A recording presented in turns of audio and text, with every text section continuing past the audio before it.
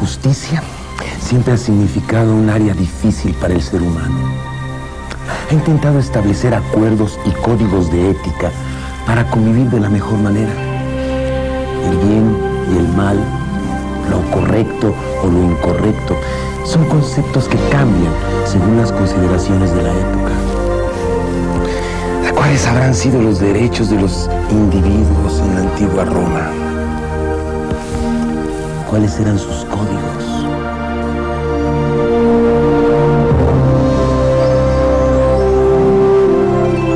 Roma, de ser un mundo fragmentado, se convirtió en el imperio más poderoso de la antigüedad. Quizás su apego a las reglas y a las leyes constituyeron la base para crearlo. Al principio, cuando los primeros romanos contaban con pocas reglas para resolver los problemas que se presentaban en la relación diaria con otras personas, lo que valía como ley era la costumbre. Es decir, se recurría a la forma en que otros habían resuelto algún problema parecido. Si un campesino, por ejemplo, era despojado de sus tierras por otro más poderoso, podía recurrir ante las autoridades de la ciudad para solucionar esa injusticia. Pero si los magistrados, que eran los encargados de impartir justicia y aplicar las leyes, no encontraban una regla o ley que pudiera aplicarse al caso del campesino, la costumbre entonces era utilizada como ejemplo para resolver ese problema. De esta forma, cuando una costumbre era aceptada y utilizada por todos como una regla de comportamiento, entonces empezaba a existir como norma. Con el tiempo, la vida diaria de los romanos fue desarrollándose de acuerdo a estas normas. Dichas normas recordaban al ciudadano común la manera de comportarse para vivir en armonía con los demás. Indicaban el deber que cada individuo tenía para con sus semejantes. Cuando alguien actuaba contra las reglas, afectando así a otros ciudadanos, las normas convertidas en leyes reprendían esas conductas negativas y destructivas. Estas reglas y leyes en la vida social de Roma estaban acompañadas de ritos y ceremonias que tenían una gran importancia para los romanos. Porque todo ello representaba la fórmula para conservar el orden de la Gran Roma.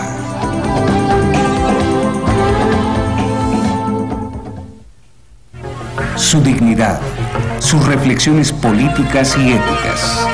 Un impulso de vida monumental y constante es lo que distingue la personalidad del romano, así como distingue su sistema de gobierno, sus construcciones y, en general, todas las actividades romanas.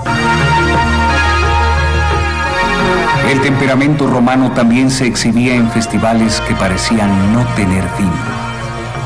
Grandes multitudes convergían en el anfiteatro y en los numerosos circos romanos.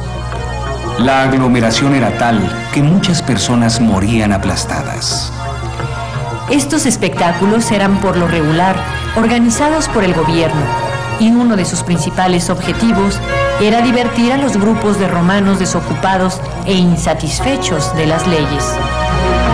Los intelectuales romanos se escandalizaban por lo que observaban. En cambio, los pobres y frustrados encontraban en estos espectáculos un escape para sus inquietudes no resueltas. El gobierno creaba con estos circos y espectáculos una válvula de escape para todas las irritaciones del pueblo, las cuales, de otro modo, podían volcarse contra el Estado. Podría decirse que en la actualidad existen también eventos que logran desviar la atención de lo que sucede en la realidad y calmar las voces de protesta. Cabría preguntarse si estas situaciones pueden, verdaderamente, aniquilar el impulso hacia la confrontación y el cambio.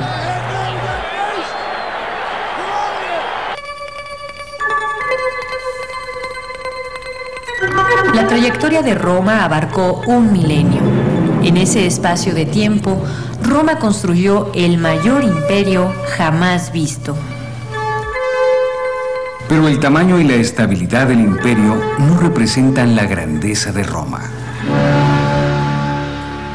La fuerza del imperio romano se derivó del genio romano para acrecentar y embellecer los logros culturales e intelectuales del mundo griego al que conquistó y al haberlos difundido por Europa. La arquitectura, el arte y la religión, con la influencia de Grecia, llevan el sello inconfundible del poder y la firmeza romanos. Sin embargo, de todos los legados intelectuales de Roma, posiblemente el más característico de la mente romana consiste en sus 1000 años de derecho. La palabra justicia se deriva de la palabra latina ius, ley. Pero más que las leyes, es en el derecho romano donde residen las bases de las normas y códigos actuales. Cicerón, gran estadista, expresó el espíritu romano describiendo lo que era la ley civil. Es algo que no puede ser doblegado por la influencia, roto por la fuerza o corrompido por el dinero. Los derechos y las leyes desde entonces representan la única manera de lograr la justicia.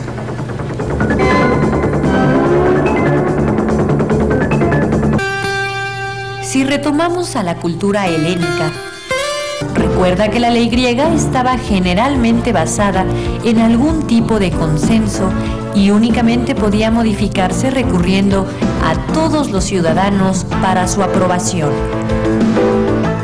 Este concepto democrático es griego, como puede observarse en esta estatua erigida a la libertad, donde la democracia está coronando al pueblo de Atenas.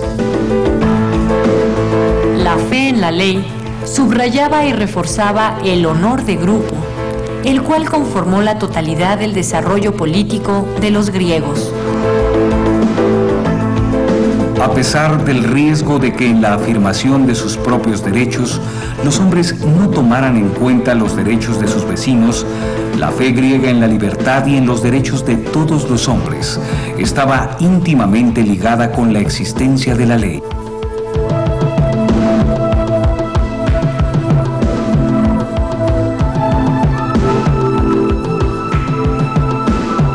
Los romanos tomaron como ejemplo de vida muchas de las costumbres griegas.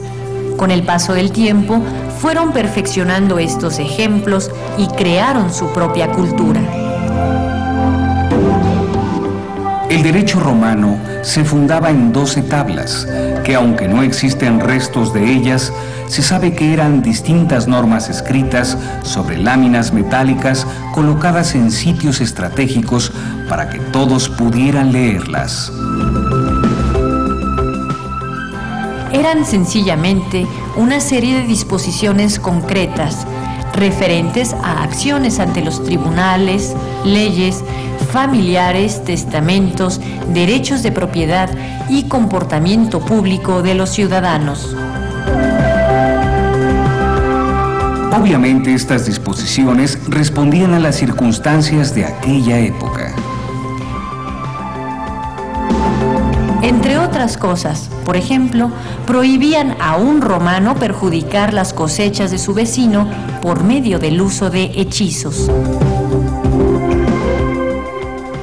En las tablas y durante siglos posteriores, la ley romana era esencialmente ley civil, relacionada principalmente con los derechos de los individuos. Fue hasta avanzado el imperio que los romanos dejaron de impartir justicia por su propia mano cuando apareció un cuerpo específico de ley criminal, mediante el cual el Estado cuidaba de la acusación y castigo de los criminales. Independientemente de los cambios políticos, el derecho romano, basado en la negociación y en acuerdos que beneficiaran a la mayoría, continuó su desarrollo. Justiniano, emperador de Oriente, posteriormente codificó todo el sistema en el cuerpo de derecho civil. El concepto de justicia y de los derechos de los individuos, comprendido en este código, sigue en vigor en códigos legales modernos por todo el mundo occidental. a través de los códigos romanos conservados hasta hoy que podemos saber más cosas acerca de la vida cotidiana en Roma en ese periodo de tiempo. Sabemos, por ejemplo, que los romanos perseguían la disciplina y el orden como eje rector de sus vidas. Y la seguían apasionadamente, al pie de la letra, porque lo que buscaban a través de ellas era la libertad. Para los romanos, la libertad se encontraba en las leyes, en la aceptación voluntaria de las reglas. En todas las reglas acordadas y establecidas en común, las 12 tablas entonces expresaban, a diferencia de Oriente, los deseos, las inquietudes de los hombres, del pueblo. No era la voluntad de los dioses lo que marcaba la pauta en la creación de las leyes. Eran las necesidades humanas, los deseos de armonía y el impulso vital hacia la libertad lo que dio forma al derecho romano. Yo insisto, actualmente puede apreciarse la influencia del derecho romano en nuestras vidas, en todos los movimientos y cambios que exigimos como ciudadanos. Hoy solo basta detenerse en algunas noticias para conocer cómo se imparte esta justicia. Te invito a analizar los hechos que acontecen en nuestra vida actual y a que saques tus propias conclusiones.